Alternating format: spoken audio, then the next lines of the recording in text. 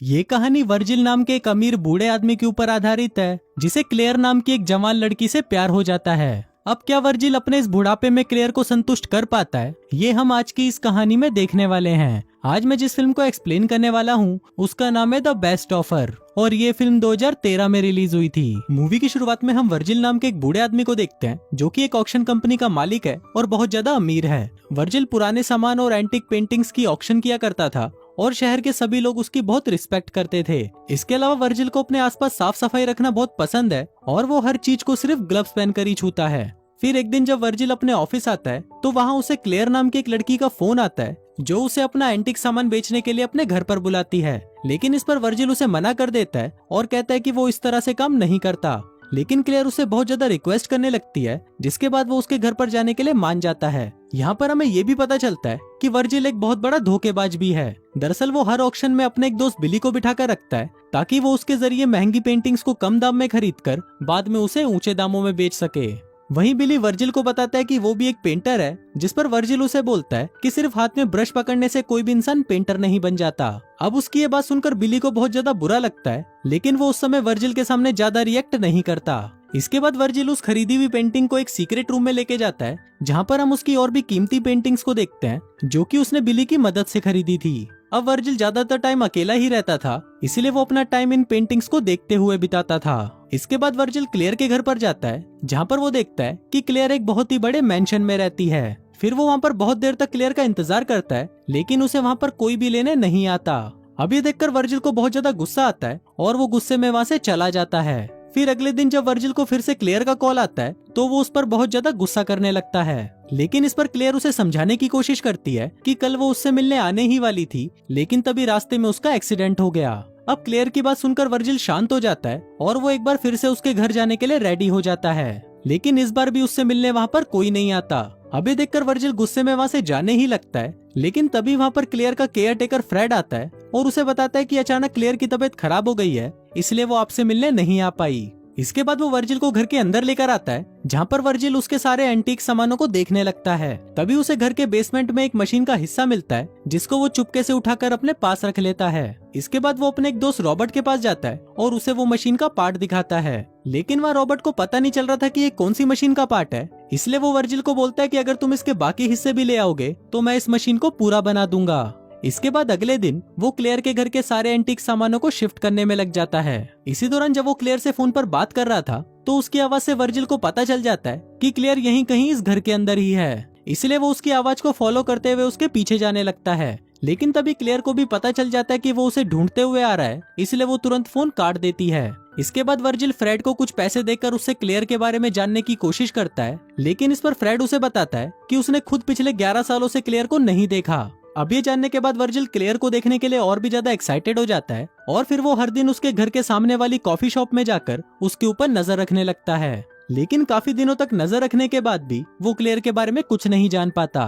वहीं coffee shop में एक लेडी भी बैठी रहती है जो हर वक्त क्लेयर के घर को ही देखती रहती है। फिर ऐसे ही एक दिन क्लेयर वर्जिल को दोबारा अपने घर पर बुलाती है और वहाँ वर्जिल क्लेयर की आवाज को फॉलो करते हुए एक दीवार तक पहुँचता है जिसके पीछे से क्लेयर उससे बात कर रही होती है। फिर क्लेयर उसे बताती है कि उसे एक तरह का फोबिया है जिसकी वजह से उसे लोगों के सामने आने से बहुत डर लगता है और इसी वजह से वो सालों से इस घर से बाहर तक नहीं निकली। अब ये सुनने के बाद वर्जिल को इस बात से कोई प्रॉब्लम नहीं होती और वो कॉन्ट्रैक्ट के पेपर्स वहीं रखकर वहाँ से चला जाता है। इसके बाद हम देखते हैं कि अब वर्जिल को धीरे धीरे क्लेयर पसंद आने लगी थी, इसलिए वो अपने दोस्त रॉबर्ट से लड़कियों को पटाने के तरीके पूछने लगता है। वहाँ वर्जिल की बातें सुनकर रॉबर्ट भी समझ जाता है कि जरूर इसे कोई लड़की पसंद आ गई है। अब इसके बाद से ही वर्जिल और भी ज्यादा क्लेयर से फोन पर बातें करने लगता है, जिससे उसकी क्लेयर को देखने की इच्छा और भी बढ़ने लग जाती है और अब उसे किसी भी हालत में जानना ही था कि क्लेयर कैसी दिखती है। इसलिए एक दिन जब वो क्लेयर से मिलकर वहाँ से वापस जा रहा था तभी वो उसके घर के दरवाजे को बंद करने का नाटक करके एक मूर्ति के पीछे जाकर छुप जाता है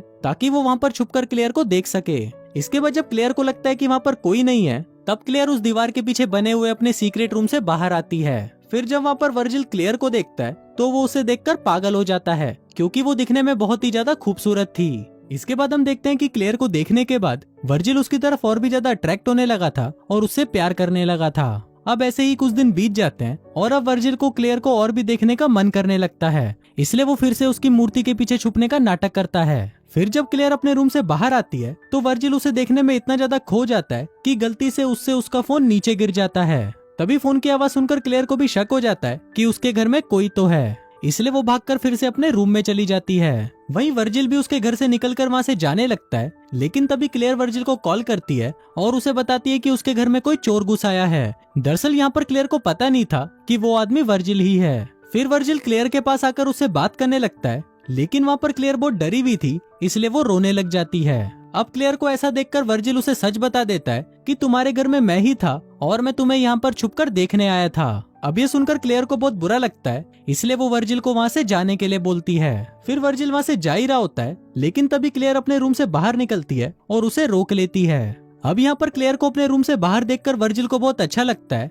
और इसके बाद से वो क्लेयर के लिए महंगे महंगे गिफ्ट्स लेकर जाने लगता है ताकि वो उसे इम्प्रेस कर सके। फिर एक दिन जब वर्जिल क्लेयर को मेकअप करना सिखा रहा था, तब क्लेयर को लगता है कि शायद वर्जिल उसे यहाँ से बाहर ले जाना चाहता है, इसलिए वो गुस्से में फिर से अपने आप को उस कमरे में बंद कर लेती है। लेकिन अब क्योंकि क्लेयर भी वर्जिल को पसंद करने लगी थी, इसलिए वो कुछ ही देर बाद वहाँ से वापस बाहर आ जाती है। फिर एक दिन जब वर्जिल क्लेयर को उसके सामान की फोटोज दिखाने आता है, तब क्लेयर उसे अपने उस सीक्रेट रूम में लेके जाती है जहाँ पर वो पिछले 20 सालों से रह रही थी। फिर यहाँ पर वर्जिल क्लेयर को किस करते हुए बोलता है कि तुम पूरी जिंदगी यहाँ पर ऐसे नहीं रह सकती, इसलिए तुम्हें यहाँ से बाहर निकलना चाहिए। पर इस पर क्लेयर उसे बताती है कि वो भी यहाँ से बाहर निकलना तो चाहती है, लेकिन उसमें बाहर निकलने की हिम्मत नहीं है। फिर एक दिन वर्जिल जब क्लेयर के लिए खाना लेकर आता है तो वो वहाँ पर देखता है कि क्लेयर अपने सीक्रेट रूम से गायब है। इसके बाद वो पूरे घर में उसे ढूंढने लगता है, लेकिन वो उसे वहाँ पर कहीं नहीं मिलती। फिर इसके बाद जब वर्जिल उस घर से बाहर आता है तो वहाँ पर उसे एक आदमी से पता चलता है कि क्लेयर पार्क की तरफ गई है। इसके बाद वर्जिल फ्रेड और रॉबर्ट को लेकर क्लेयर को पार्क में ढूंढने निकल जाता है, लेकिन तभी उसे एक फोन आता है और उसे पता चलता है कि आज तो उसे एक ऑक्शन करना है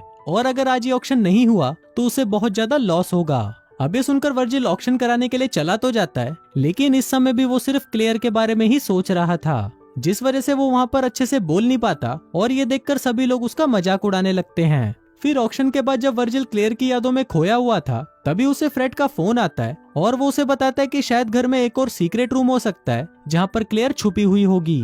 अब ये सुनकर वर्जिल तुरंत फ्रेड के साथ उस घर के तहखाने में जाता है जहाँ पर उसे एक और सीक्रेट रूम दिखाई देता है, जिसको खोलने पर उसे वहाँ पर क्लेयर भी मिल जाती है जो कि बहुत ज्यादा दुखी थी। इसके बाद वर्जिल उसे संभालता है और वो दोनों एक दूसरे के और भी करीब आ जाते हैं। इसके बाद हम देखते हैं कि एक रात जब वर्जिल क्लेयर से मिलने उसके घर जा रहा था, तभी कुछ गुंडे आकर उस पर हमला कर देते हैं। पहले तो वो उसे खूब जमकर पीटते हैं और फिर उसके सारे पैसे लेकर वहाँ से भाग जाते हैं। अब यहाँ पर वर्जिल की हालत बहुत ज्यादा खराब हो जाती है, लेकिन फिर भी वो क्लेयर को फोन करके उसे बाहर आने को बोलता है। वहीं क्लेयर भी वर्जिल को सड़क पर ऐसे घायल पड़ा हुआ देखकर भागते हुए बाहर आती है और उसे लेकर हॉस्पिटल आ जाती है। फिर कुछ दिनों बाद वर्जिल बिल्कुल ठीक हो जाता है और एक दिन वो क्लेयर को अपने घर पर लेकर आता है। वहाँ जब क्लेयर वर्जिल के घर को देखती है तो उसे वो घर बहुत ज्यादा पसंद आता है। इसके बाद वर्जिल उसे अपना वो सीक्रेट रूम भी दिखाता है जहाँ पर उसने अपनी कई सारी कीमती पेंटिंग्स को रखा हुआ था। इसके बाद वो क्लेयर को अपने साथ डिनर पर भी लेके जाता है, जहाँ पर क्लेयर को वर्जिल और उसके दोस्तों के साथ बहुत अच्छा लगता है।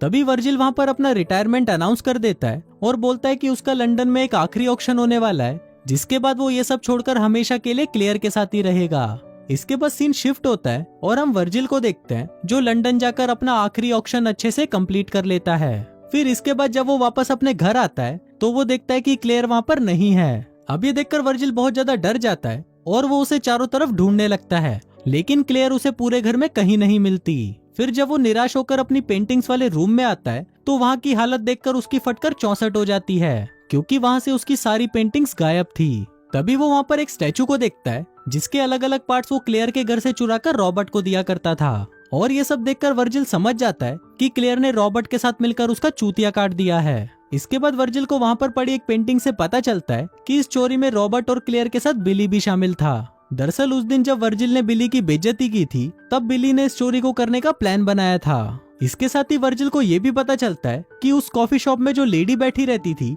वो ही असली क्लेयर है और ये घर भी उसी का ही है। दरअसल इस असली क्लेयर से रॉबर्ट और बिली ने उसका घर रेंट पर लिया था, जिसके बाद उन्होंने वर्जिल को नकली क्लेयर से मिलवाया ताकि वो तीनों मिलकर उसका चूतिया काट सकें। अब ये सब जानकर वर्जिल इतना ज्यादा शॉक्ड हो जाता है कि वो डिप्रेशन में चला जाता है। फिर कुछ दिन ऐसे ही रहने के बाद वर्जिल को याद आता है कि एक दिन क्लेयर ने उसे एक एड्रेस देते हुए कहा था कि अगर हम कभी भी एक दूसरे से अलग हो जाएं तो मैं तुम्हें इसी एड्रेस पर मिलूंगी। इसलिए वर्जिल उसे ढूंढने के लिए उस एड्रेस पर चला जाता है, लेकिन वहाँ पर काफी देर तक वेट करने के बाद कोई भी वहाँ पर नहीं आता। अब ये देखकर वर्जिल समझ गया था कि क्लेयर ने उसका दूसरी बार भी चूतिया काट दिया है। और इसी के साथ ही ये फिल्म यहीं खत्म हो जाती है।